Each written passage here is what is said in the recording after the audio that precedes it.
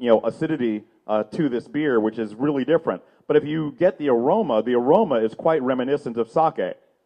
And so you have the sake characteristics, and then you have the sour beer characteristics together in one beer. And I can tell you, it just happens to be really, really good with sashimi. We were serving this for a while at a big restaurant called Sushi Nakazawa, in New York. Oh, some people up front apparently do not have the beer. Oh, am I the only one who has it? Oh, I thought you were pouring it.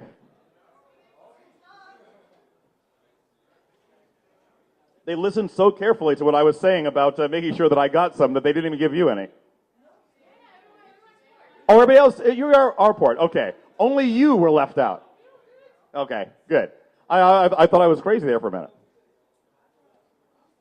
They thought you were drinking too much. They were a little bit worried about you. They're trying to save you from yourself. Well, yeah, it's actually not technically sweet, but it's true that it tastes sweet. A lot of times you have what I'll call false sweetness, where you don't have residual sugar, but you do have a sweet aromatic. So if you think about, if you're a wine person, think about Gewürztraminer. Gewürztraminer is often vinified dry, but it always tastes sweet because it has an ester profile that says sweet to the brain, even though there might be no sugar in it. All right. Sorry to be moving so fast, but it's a lot of beers to get through in 1 hour.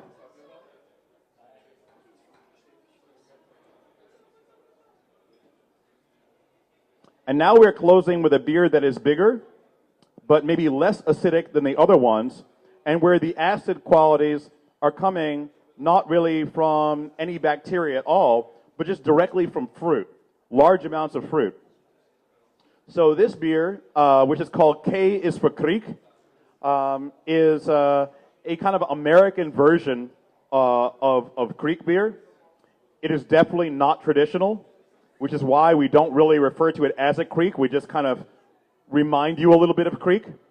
So this starts as a Belgian strong Abbey beer.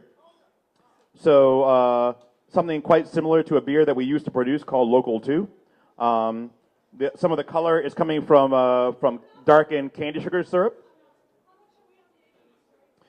We are at 10.2%.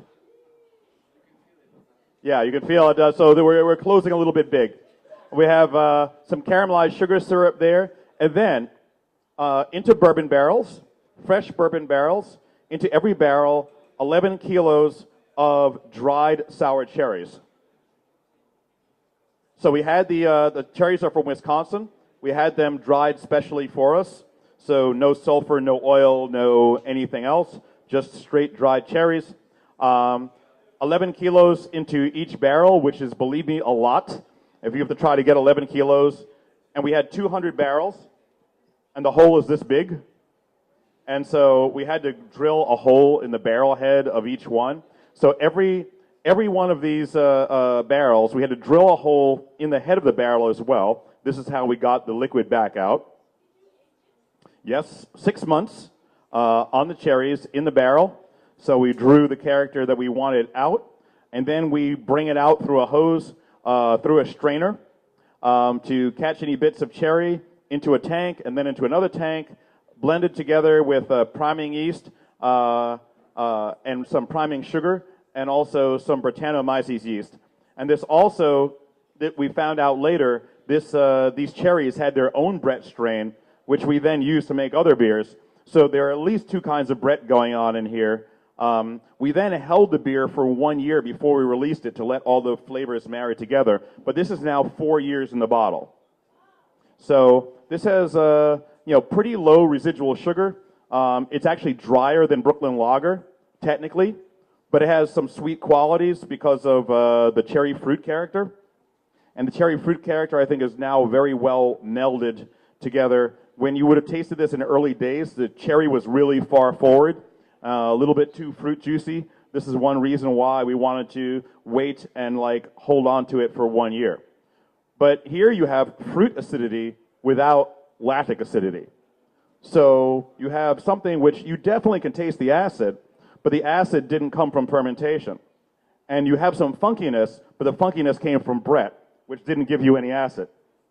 So, in the tasting, we had 7 beers, but you had acid coming from raspberries, you had acid coming from cherries, you had acid coming from lactic fermentation after the main fermentation, you had lactic acid coming from lactic acid before the fermentation. So different kinds of acidic qualities coming from different directions. And I think all of these relatively low in bitterness and showing the things that that acid can do in different ways, sometimes together with fruit, sometimes not, to create a whole other world of flavors. So we are a long way, from the days when we all used to think that that beer was a yellow fizzy liquid that all tasted the same. And I'm glad that now we are getting back the acidic side of beer, because it used to be that in beer tastings, whenever we did things, the wine guy I would do beer versus wine with cheese or whatever else, and even though I always won anyway, the wine guy would have one advantage, which is that he always could have lots of acidity. And the beers that we had didn't really have that much acidity to them, and that was a hard thing to show on the beer side. Well, not anymore. We have gotten the acidity back, and even though acidity is old, I will say that it is nouveau to us, and we have kind of a new age, if you like, of producing acidic beers. And there's one thing I will say about acidity. People said a few years ago, to me, well, do you think sour beers will be as big as IPA? They're like, no, that will never happen. I think those people are crazy. Because sour acidity is something that everybody likes. Everybody. From the time that they are small children, they like it. Maybe in France, if you take an espresso and hand it to a 5-year-old child, maybe in France they will drink it. In the States, they will not. They learn to like bitterness. When you become an adult, you come to like bitterness. But every little kid likes acid. Okay. I should put this a different way. Every little kid likes acidic things. So you give a little kid like a sour candy, a super sour candy, they're gonna love it. They're gonna show all their friends, everything. Everybody loves acid from the time they're little kids. But, acidity takes time, bitterness takes time to learn. So for humans, I think acid comes to us more easily than bitterness. And I think that if you're making nice beers that have acidity to them, they can be super popular. And so, like I said, I'm drinking 3 or 4 pints of Bel Air in a row all the time, And to me, I love hops, but I think that is, in some ways, the future of beer. So we're going to wrap up here. I know there's another class coming in behind it, and I know I'm over time. I want to thank you for coming out. I hope you will come visit us sometime.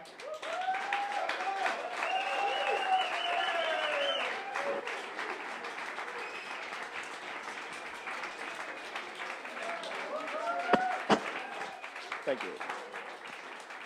So please come to Brooklyn Brewery. We will give information to you, and we will remove information from you.